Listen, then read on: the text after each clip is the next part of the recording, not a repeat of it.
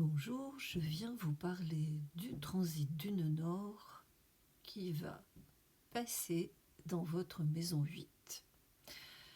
Cela, en fait, à partir là du mois de janvier jusqu'en juin de l'année prochaine, donc 2026. On pourrait considérer ce passage d'une Nord comme une invitation à la transformation et au détachement. Le nœud nord en maison 8, c'est un peu comme une invitation à une danse intense avec les mystères de la vie. Vaste programme, hein, n'est-ce pas? Ce secteur, dans l'astrologie, aborde des thèmes profonds, tels que la vie et, de ce fait, la mort, mais aussi la sexualité et les transformations. Alors, comment est-ce qu'on peut explorer tout ça? La maison 8, elle est souvent associée à tout ce qui touche aux métamorphoses. C'est comme un lieu où l'on doit accueillir le changement et se transformer. Et très souvent, au travers d'expériences quand même assez intenses. Ça peut paraître effrayant, surtout parce que le nœud sud est en maison 2 et il nous pousse à nous accrocher à nos biens matériels, à nos acquis. C'est un peu comme si on avait constamment peur de perdre ce qu'on a. Et du coup, ça nous empêche de nous épanouir. L'argent, c'est un autre aspect crucial de cette maison. Il représente non seulement les ressources matérielles, mais aussi une expérience de pouvoir. Le nœud nord, là, il nous encourage à voir l'argent, non pas comme une fin en soi, mais plutôt comme un outil pour évoluer.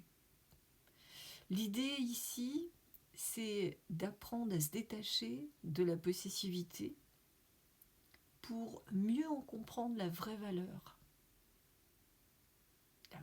des choses. La vie nous pousse souvent à nous débarrasser de ce qui nous retient. Vous n'avez pas remarqué ça? Non. L'attachement aux possessions peut engendrer des souffrances, tant que l'on ne choisit pas le chemin du détachement. Ça signifie... C'est pas que ça signifie en fait qu'on doit devenir apathique ou désintéressé de la vie. Non, non, non, non. En fait, ça peut signifier le contraire. Qu'il faut accepter de s'investir avec beaucoup de passion, si on le souhaite, tout en gardant à l'esprit que, à tout moment, on peut tout perdre ou tout gagner. La sexualité, souvent taboue, est un domaine aussi de cette maison 8 qui peut générer de profondes prises de conscience. Dans la maison 8, elle peut être un catalyseur de transformation importante.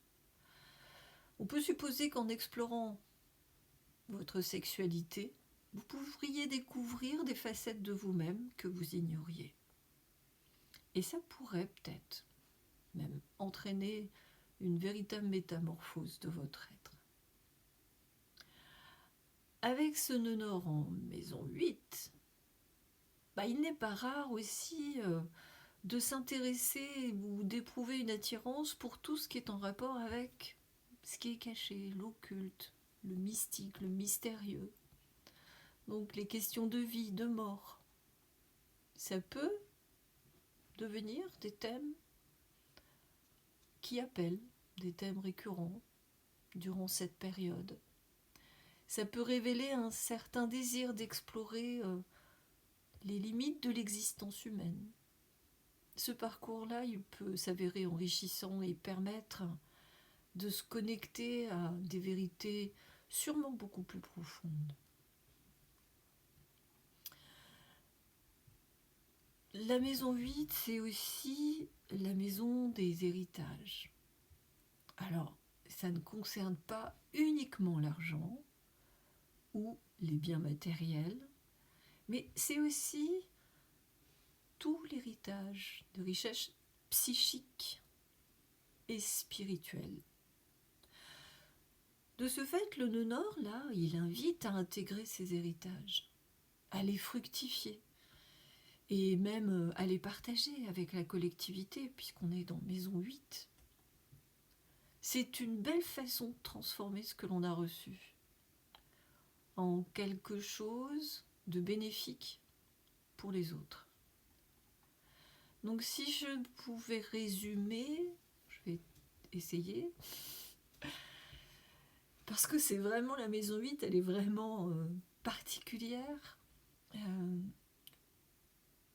Ça nous appelle en fait à embrasser le changement, à se libérer des entraves, à explorer les profondeurs de notre être. Ça peut être un voyage très fascinant, riche en découvertes, et forcément en transformation. Alors si vous êtes prête et prêt à plonger dans cette aventure, eh bien, laissez-vous guider par les énergies de cette maison 8. C'est tout ce que je vous souhaite. Prenez soin de vous. À bientôt.